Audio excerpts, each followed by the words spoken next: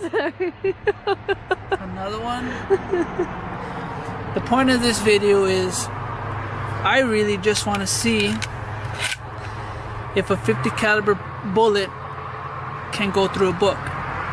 I'm just not going to just set it and just shoot it. No. I'm going to stand behind it. And Monalisa is going to shoot it. Pedro Ruiz III wanted nothing more than to start a YouTube channel. His idea was to create videos centered around danger and stunts, content designed to get attention. He called the channel Damn It Boy.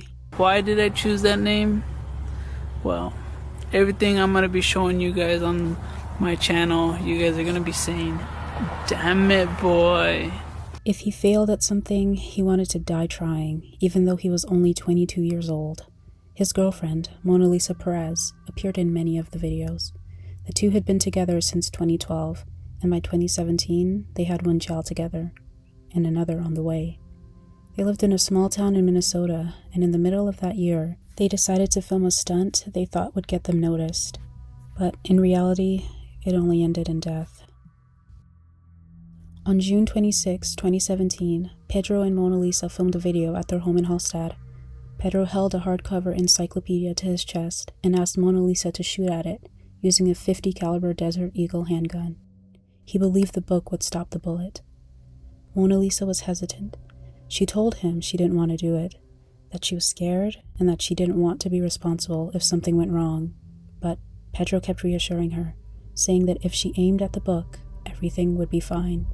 According to Monalisa, they'd actually tested the idea once before, and the book had indeed stopped the bullet that time. But that test had been done differently.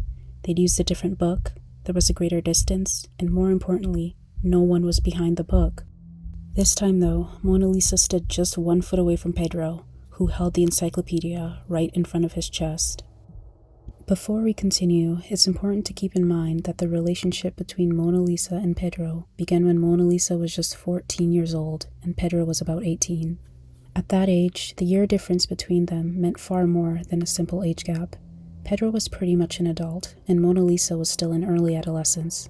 She was at a point in life where identity was forming and boundaries were still being learned. Within a year of meeting, Monalisa became pregnant. She was 15 years old when she gave birth to her first child, Aaliyah. What followed was a dynamic Monalisa would later describe as deeply controlling, not always in obvious ways, but in subtle, persistent patterns that shaped her perception of herself. Pedro often positioned himself as the authority in the relationship. According to Monalisa, he made it clear that her value was conditional, being completely dependent on how well she followed his lead. If she resisted or disagreed with him, he would undermine her confidence. In her own words, she said, "If I didn't do what he wanted, he'd say, 'You're not good enough,' or 'I can go find someone better than you.'" She described this emotional manipulation not as isolated incidents, but as a constant thread throughout their time together. Over the years, she stopped pushing back.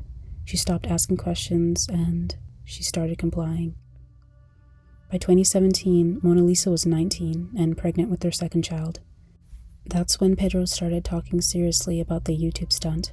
According to Monalisa, he had mentioned the idea for months, holding a thick book to his chest while she fired a gun at him.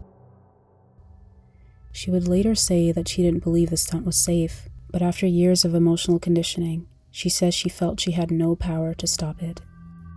After Monalisa fired the bullet, it, unsurprisingly, went through the book and hit Pedro directly in the chest. Monalisa immediately called 911 and told a dispatcher what had happened. She said they had been filming a YouTube video and Pedro wanted her to shoot the book. She also said that everything had been recorded. Pedro was taken to the hospital, but died on the way there. Their 3-year-old daughter was present when the shooting happened. The video itself was never released to the public, and authorities reviewed the footage, only to say that the content was too graphic to make available. Monalisa was arrested and charged with second-degree manslaughter. The case received national attention, and as a consequence, public opinion was divided.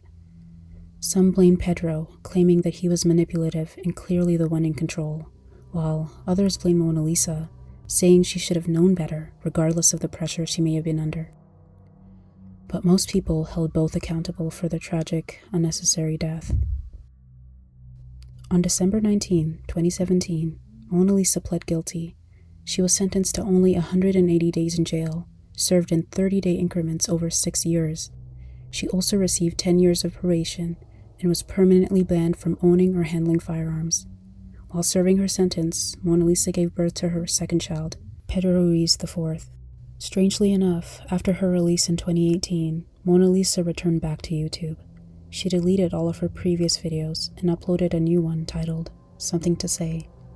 In it, she explained that she couldn't talk about the shooting due to legal restrictions. She also talked about the last year of her life and how she was trying to move forward. She started uploading regularly again, mostly beauty, fashion, and lifestyle content. While some videos received support, many others were met with criticism or backlash.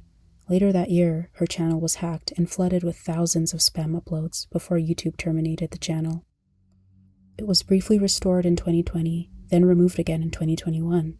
But on July 29, 2021, Monalisa started a new channel called Her Truth Diaries, where she continues to post to this day. I would have liked to end the story here, especially considering this case has been open and shut for a while, but there's more to Monalisa's story. In 2018, she met Tyler Weathersby, and together they started a clothing brand called Wake. In March 2024, she gave birth to her third child, 7 Rose, her first with Tyler. But in September 2024, Tyler went missing. According to reports, he left for a walk early in the morning without his phone or wallet and never returned. Monalisa told police he left for a walk at 7:45 a.m., but surveillance footage showed him walking past a neighbor's house at 7:15, half an hour earlier than she initially stated.